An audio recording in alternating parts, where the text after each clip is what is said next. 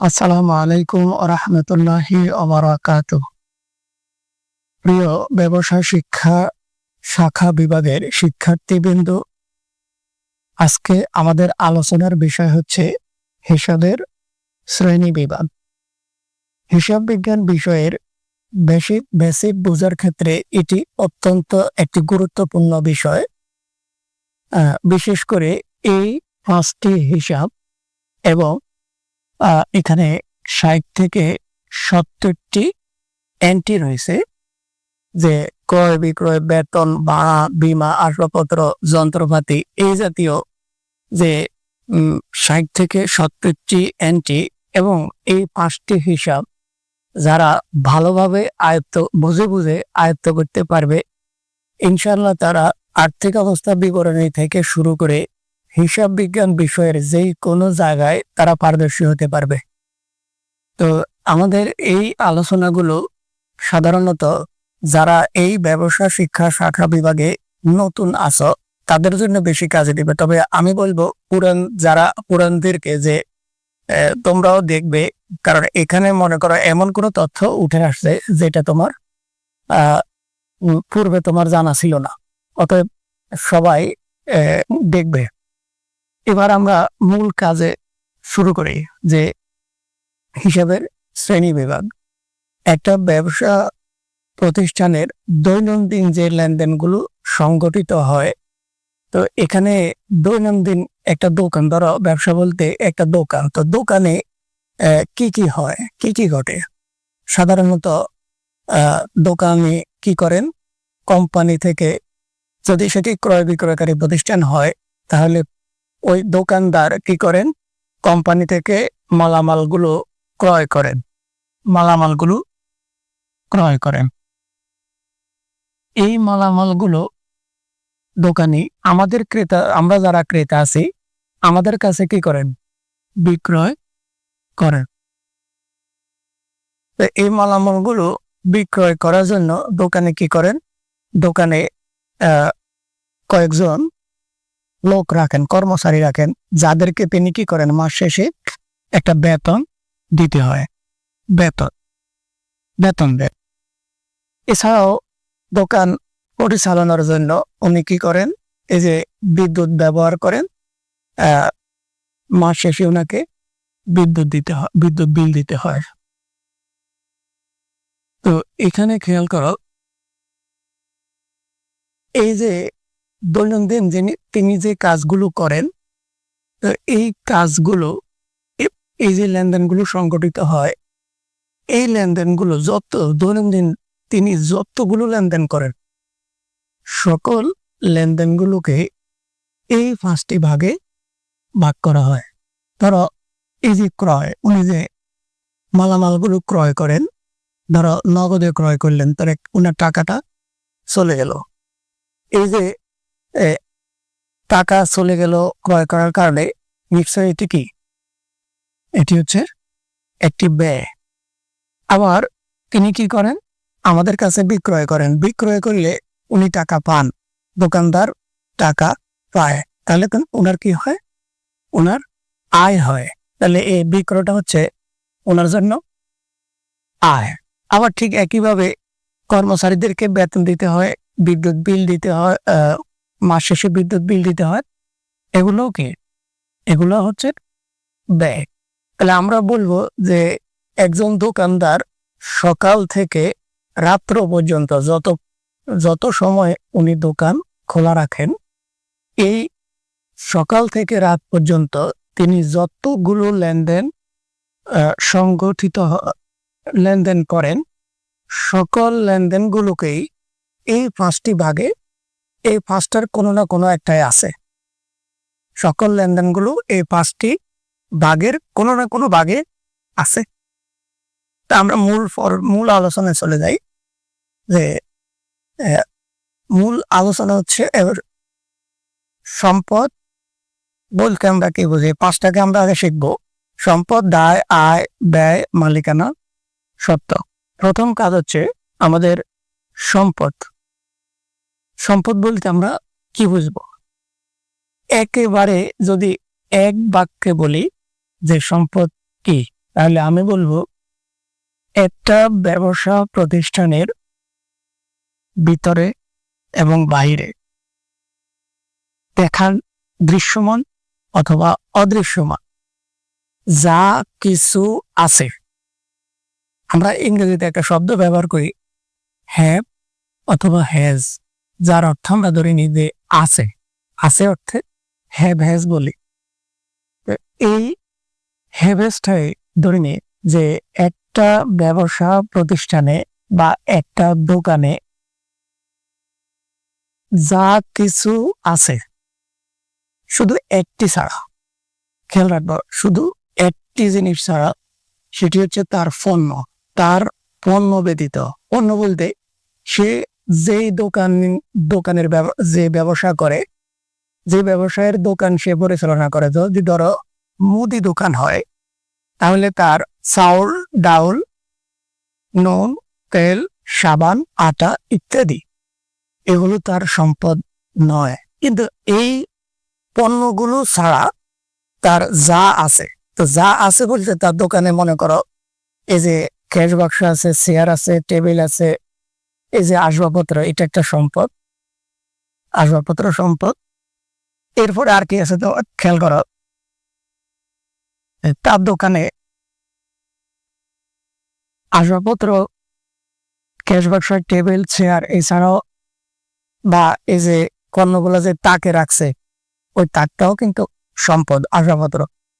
তার দোকানে দেখা যায় কি এই যে ইলেকট্রিক বাতি আছে, ফ্যান আছে, অর্থাৎ বিদ্যুৎ দিয়ে চলে বা চার্জ দিয়ে চলে, এমন জিনিসগুলোরে আমরা বলি অফিস সরঞ্জাম।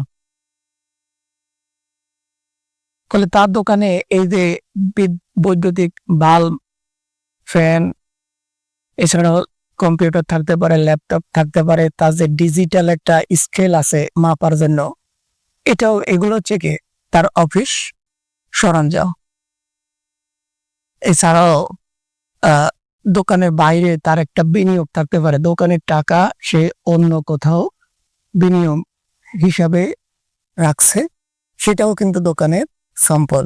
তাছাড়াও দোকানে যে ক্যাশ বাক্সের ভিতরে যে টাকাগুলো আছে, নগদ টাকা, সেটাও কি সম্পদ। এছাড়াও ব্যাংকে কিছু টাকা গচ্ছিত আছে বা জমা আছে, এগুলোও কি তার সম্পদ।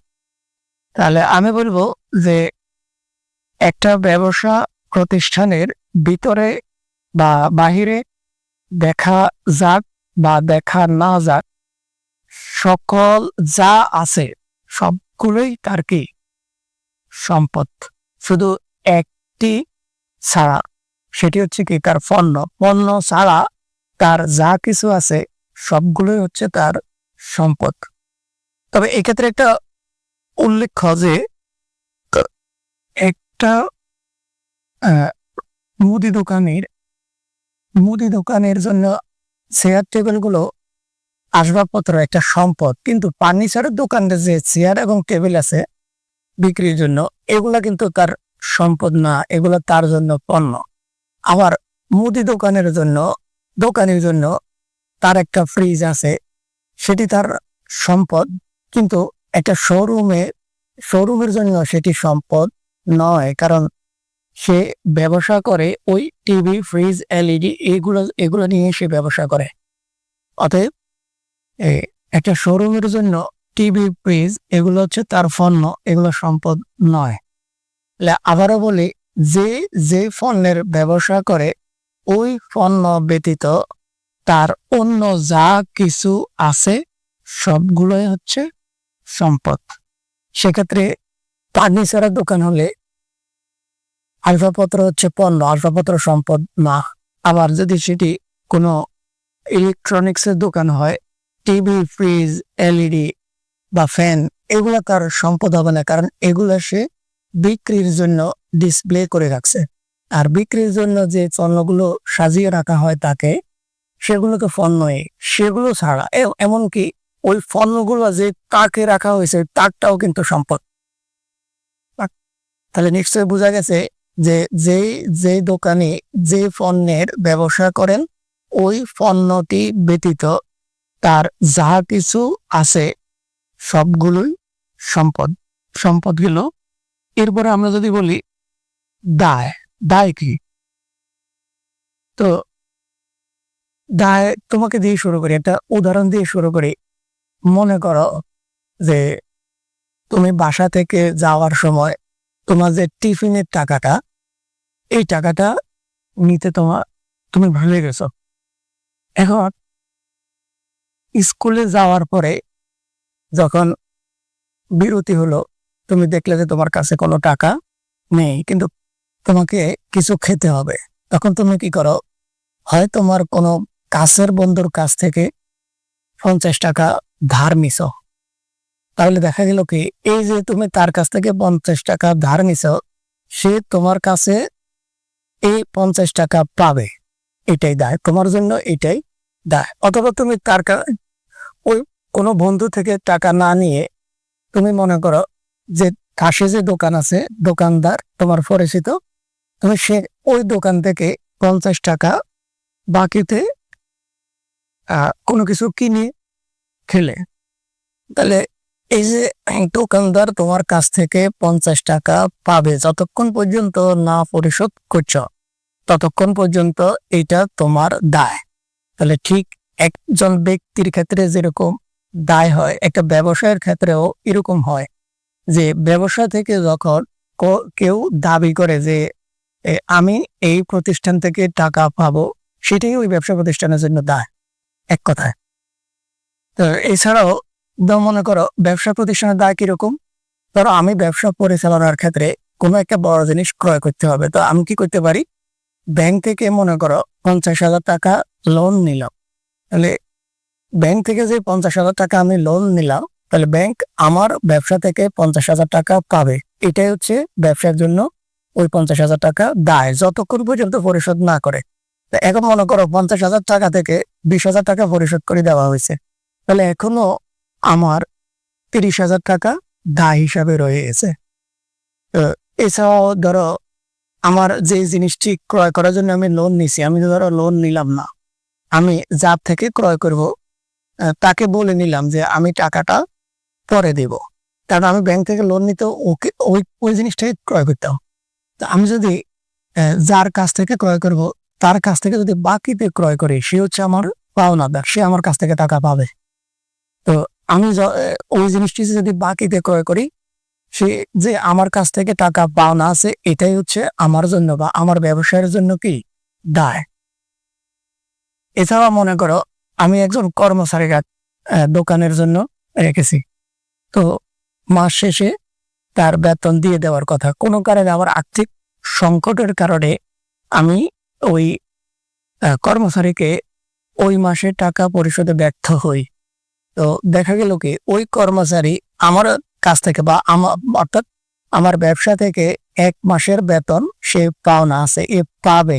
এটাই হচ্ছে আমার দায়, বকেয়া বেতন, এটাই হচ্ছে আমার জন্য দায়। নিশ্চয়ই বোঝা গেছে যে তৃতীয় কোনো পক্ষ যদি দাবি করে যে এই প্রতিষ্ঠান থেকে বা এই দোকান থেকে, এই ব্যবসা থেকে তারা কোনো টাকা পাবে, সেটি হচ্ছে আমার ব্যবসায়ের জন্য দায়। তো আমরা আজকে এই দুটোই শিখলাম, সম্পদ এবং দায়। পরবর্তীতে আমরা চেষ্টা করব বাকি 3টা শেখার জন্য। ঠিক আছে, সবাই ভালো থাকবো। আসসালামু আলাইকুম ওয়া রাহমাতুল্লাহি ওয়া বারাকাতুহু।